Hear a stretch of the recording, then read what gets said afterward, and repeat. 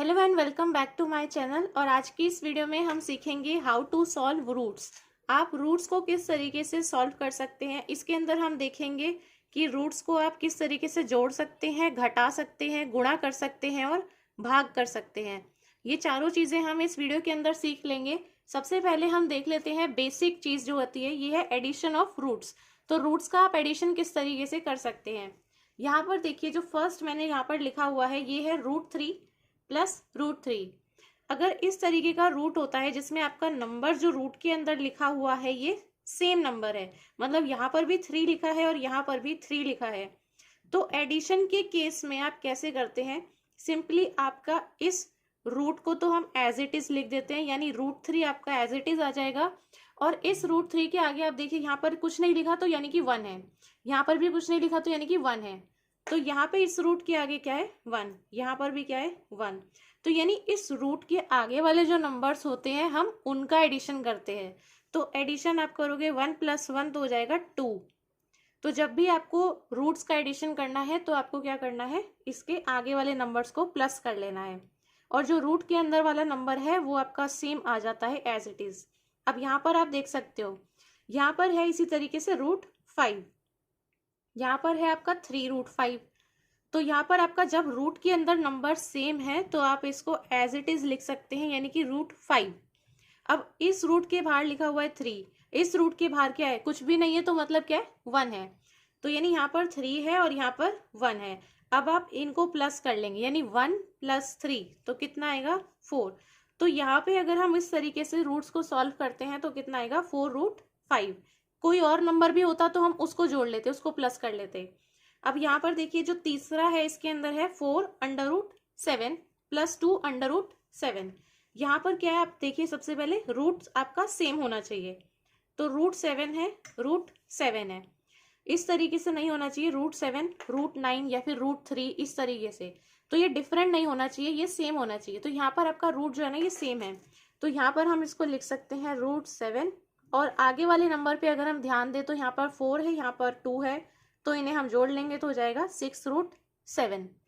अब यहाँ पे देखिए, अगर आपके पास में ऐसा केस आता है जिसमें आपका अंडर रूट के अंदर जो वैल्यू है वो डिफरेंट है, जैसे कि यहाँ पर आपका अंडर रूट के अंदर जो है ये 6 लिखा हुआ है और यहाँ पर आपका क्या है 3 है, तो यहाँ पर ये वैल्यूज अब आपकी डिफरेंट हो गई। तो जहाँ पर आपके नंबर्स अलग हो जाते हैं तो आप इनको प्लस नहीं कर सकते।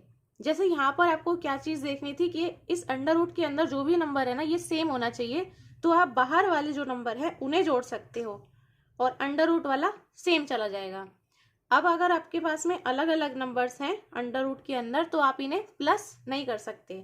तो जब आप इनको प्लस नहीं कर सकते तो ये जो आपने लिखा हुआ है ये आपका एज इट इज आ जाता है, यानी कि 3√6 + 2√3 आपका हो जाएगा।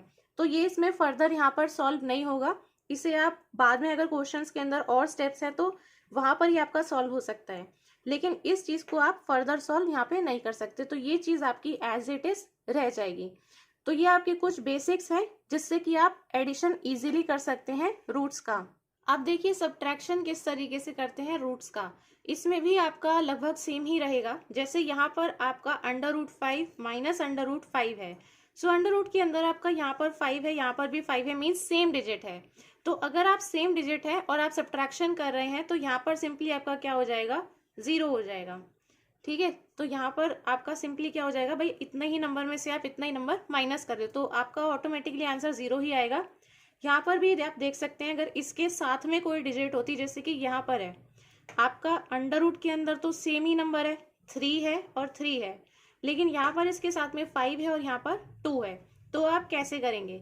यहाँ पर भी आपकी सेम ही चीज रहती है, जैसे √3 माइनस √3 है तो आपका आंसर में भी √3 ही आएगा, लेकिन यहाँ पर आपका क्या है 5 है और यहाँ पर आपका 2 है, तो जो आपका सब्ट्रैक्शन है वो किसका होगा 5 में से 2 का हो जाएगा। तो 5 - 2 करेंगे तो कितना आएगा 3, तो आपका आंसर आएगा इसमें 3√3 सॉल्व करने के बाद। ऐसे ही अगर मैं यहाँ पर बताना चाहूँ तो यहाँ पर है आपका इस अंडर रूट के बाहर 1, इस अंडर रूट के बाहर 1, तो √5 आपका √5 ही रहेगा और 1 - 1 आपका कितना हो जाएगा 0, तो ऑटोमेटिकली आपका आंसर 0 ही है, तो इसीलिए मैंने यहाँ पर डायरेक्टली लिख दिया 0। ठीक है, अब यहाँ पर क्या है कि आपका जब भी रूट के अंदर सेम नंबर है तो नंबर तो आपका एज इट इज आ जाएगा, √3, √5, √7, इस तरीके से। जो बाहर वाले नंबर्स हैं उनमें आप कर सकते हैं एडिशन और सब्ट्रैक्शन, जो भी आपको करना है। नेक्स्ट में देखिए यहाँ पर आपका √7 है, यहाँ पर भी आपका √7 है, तो यहाँ पर आपका √7 आ जाएगा। और बाहर कितना है आपका 8 और -3, सो 8 - 3 होता है 5। तो माइनस करेंगे हम किसको, बाहर वाले नंबर्स को, तो 5 √7 आएगा। अगर यहाँ पर आपके पास में अंडर रूट के अंदर सेम नंबर्स नहीं है, अभी तक यहाँ पे आपके सेम नंबर्स हैं, तो हम सब्ट्रैक्शन कर सकते हैं। लेकिन अगर आपके पास में यहाँ पर अंडर रूट के अंदर सेम नंबर्स नहीं है, जैसे कि ये 4th केस के अंदर है, √5 है, √7 है, तो आप यहाँ पर भी सब्ट्रैक्शन नहीं कर सकते। तो आपको ये चीज ध्यान रखनी है कि एडिशन और ये सब्ट्रैक्शन आपका रूट्स का पॉसिबल नहीं हो पाएगा अगर आपका अंडर रूट के अंदर जो नंबर है वो दिए गए हैं अलग अलग, जैसे कि यहाँ पर है। तो सिमिलर केस है जैसा कि हमने एडिशन के अंदर देखा था, ये आपका हो जाएगा 3 √5 - 2 √7 ही, और कुछ इसमें सॉल्व नहीं होगा, ये एज इट इज रहेगा। और कुछ आपके क्वेश्चंस होते हैं तो उसके अंदर आप इस चीज को एज इट इज लिखेंगे, और बाकी कुछ है सॉल्व करने का तो वो सॉल्व किया जाएगा, लेकिन इस चीज का ऐसा कुछ सोल्यूशन यहाँ पे नहीं निकल के आएगा। अब हम देख लेते हैं कि इनका मल्टीप्लिकेशन कैसे करते हैं रूट्स का। तो मल्टीप्लिकेशन करने के लिए यहाँ पर है, सबसे पहला आपका एकदम सिंपल है। अगर अंडर रूट के अंदर आपका सेम नंबर्स हैं जिन्हें आपको मल्टीप्लाई करना है, जैसे कि √7 × √7 है, तो यहाँ पर आप कैसे मल्टीप्लाई करते हैं, जो भी आपका अंडर रूट के अंदर होता है वो सिंपली हट जाता है और आपका सिंपल एक नंबर आ जाता है। अगर ऐसे ही आपका दिया हुआ होता √8 × √8, तो आपका अंडर रूट हट जाता है, सिर्फ 8 आ जाता है। ऐसे ही आपका 9 होता तो 9 आ जाता। तो बेसिकली होता क्या है कि आपका अंडर रूट जो है ना ये हट जाता है। यहाँ पर अगर आप इस चीज को देखोगे तो ये हो जाएगा इस तरीके से। यहाँ पर ये जो मैंने डायरेक्ट आंसर बताया है ये इस तरीके से है, क्योंकि यहाँ पर आपका ना 7 × 7 है। तो अगर आप इसको करना चाहोगे तो ये होता है 7 × 7। अब 7 7 होता है हमारा 49, तो अंडर रूट के अंदर आपका 49 आएगा अगर आप इसको सॉल्व करेंगे। और ये किसका स्क्वायर होता है, 7 का ही, ठीक है। तो अगर आप इसका अंडर रूट लेते हो तो 7 ही आएगा आंसर। तो ये होता है इसके अंदर। तो हम क्या करते हैं, डायरेक्टली अंडर रूट हटा के और जो नंबर होता है वो आप एज इट इज लिख सकते हो। तो ये कब है, जब आपका सेम नंबर है, इस तरीके से। अगर यहाँ पर आपको इस तरीके से दिया हुआ है कि एक आपका है √5, दूसरा आपका √5 के साथ में 2 है, तो आप कैसे करोगे, तो भी आपकी सेम ही चीज है। √5 × √5 क्या हो जाएगा, 5। और ये जो 2 है ये भी क्या है, मल्टीप्लीकेशन में ही तो था क्वेश्चन के अंदर, तो ये आपको 2 भी इसके साथ में मल्टीप्लाई में ले लेना है। कुछ और नंबर होता तो वो भी मल्टीप्लाई में ले लेते। यहाँ पर है 2 × 5 यानी कि 10, तो यहाँ पर आ जाएगा 10। अगले में है 3 √2 और 4 √2। अंडर रूट के अंदर सेम नंबर है, तो √2 × √2 कितना हो जाएगा, सिंपल 2। अंडर रूट हटा देना है, ये चीज है मल्टीप्लीकेशन के अंदर। अब बाहर वाले नंबर क्या है, 3 × 4 है, तो यहाँ पे आप क्या करोगे, 3 × 4, तो ये आपका हो जाएगा 12 × 2, ये हो जाएगा आपका 24। इसके बाद में है √2 × √5। अब दोनों ही नंबर्स हैं, जैसे √7 × √7 था तो दोनों नंबर सेम थे, तो आपका अंडर रूट हट के 7 आ जाता है। अब यहाँ पे आपके दोनों जो नंबर हैं ये डिफरेंट हैं, तो दोनों नंबर जब आपके अलग अलग हैं तो यहाँ पर आप कैसे लिखेंगे इनको, 2 और 5 आपका अंडर रूट के अंदर है, तो इन दोनों को आप अंडर रूट के अंदर लिख सकते हैं, और बीच में मल्टीप्लाई का साइन है तो मल्टीप्लाई का साइन इस तरीके से लगा सकते हैं। तो बेसिकली जब भी आपके अलग अलग नंबर्स हैं तो उन्हें आप एक साथ ऐसे मल्टीप्लाई कर सकते हैं अंडर रूट के अंदर डाल के। तो कितना हो जाएगा, 5 × 2 10। तो यहाँ पे ये आपके मल्टीप्लाई इस तरीके से हो जाएंगे और आपका आएगा √10।